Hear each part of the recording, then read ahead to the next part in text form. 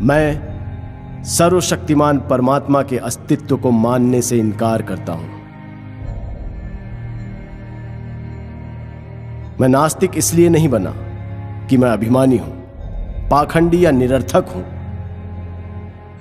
मैं ना तो किसी का अवतार हूं, ना ईश्वर का दूत, और ना ही खुद परमात्मा। मैं अपना जीवन एक मकसद के लिए न्योछावर करने जा रहा हूं, और इससे बड़ा आश्वासन भला क्या हो सकता है। ईश्वर में विश्वास रखने वाला एक हिंदू पुनर्जन्म में एक राजा बनने की आशा कर सकता है। एक मुसलमान या एक ईसाई को स्वर्ग में भोग विलास पाने की इच्छा हो सकती है। उसे अपने कष्ट और कुर्बानियों के बदले पुरस्कृत होने की कामना हो सकती है। लेकिन मुझे क्या आशा करनी चाहिए?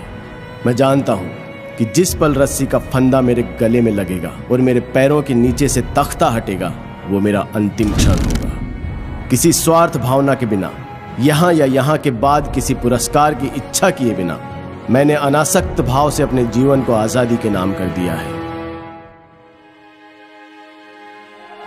हमारे पूर्वजों को जरूर किसी सर्वशक्तिमान में आस्था रही होगी कि उस विश्वास के सच या उस परमात्मा के अस्तित्व को जो भी चुनौती देता है, उसे काफिर या पाखंडी कहा जाता है।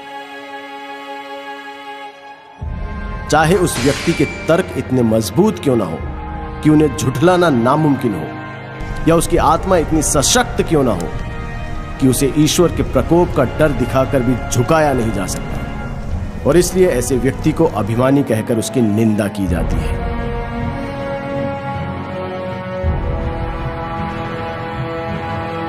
मैं घमंड की वजह से नास्तिक नहीं बना। ईश्वर पर मेरे अविश्वास ने आज सभी परिस्थितियों को मेरे प्रतिकूल बना दिया है, और ये स्थिति और भी ज्यादा बिगड़ सकती है। जरा सा अध्यात्म इस स्थिति को काव्यात्मक मोड़ दे सकता है, लेकिन अपने अंत से मिलने के लिए मैं कोई तर्क नहीं देना चाहता। मैं यथार्थवादी व्यक्ति हूं।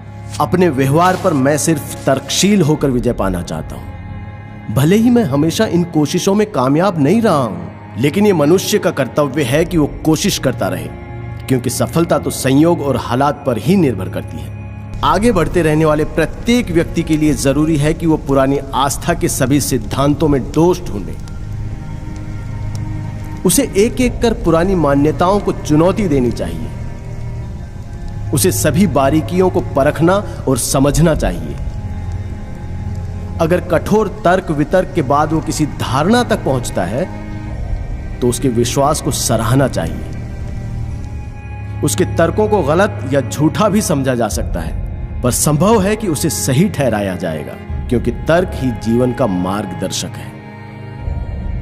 लेकिन विश्वास, बल्कि मुझे कहना चाहिए कि अंधविश्वास बहुत घातक है। वो एक व्यक्ति की सोच समझ की शक्ति को मिटा देता है और उसे सुधार विरोधी बना देता है। जो भी व्यक्ति खुद को यथार्थवादी कहने का दावा करता है, उसे पुरानी मान्यताओं के सच को चुनौती देनी होगी, और यदि आस्था तर्क के प्रहार को सहन न कर पाए तो वो बिखर जाती है। यहां अंग्रेजों का शासन इसलिए नहीं है क्योंकि ईश्वर ऐसा चाहता है, बल्कि इसलिए है क्योंकि उनके पास ताकत है और हम में उसका विरोध करने का साहस नहीं है। अंग्रेज ईश्वर की मदद से हमें काबू में नहीं रख रहे हैं, बल्कि वो बंदूकों, गोलियों, पुलिस और सेना के सहारे ऐसा कर रहे हैं, और सबसे ज्यादा हमारी बेपरवाही की वजह से। मेरे एक दोस्त ने मुझसे प्रार्थना करने को कहा। जब मैंने उससे अपने नास्तिक होने की बात कही, तो उसने कहा, जब तुम्हारे आखिरी दिन नजदीक आएंगे तब तुम यकीन करने लगोगे। मैंने कहा, नहीं मेरे प्यारे मित्र, ऐसा कभी नहीं होगा। मैं इसे अपने लिए अपमानजनक और नैतिक पतन की वजह समझता हूं। ऐसी स्वार्थी वजहों से मैं कभी प्रार्थना नहीं करूंगा।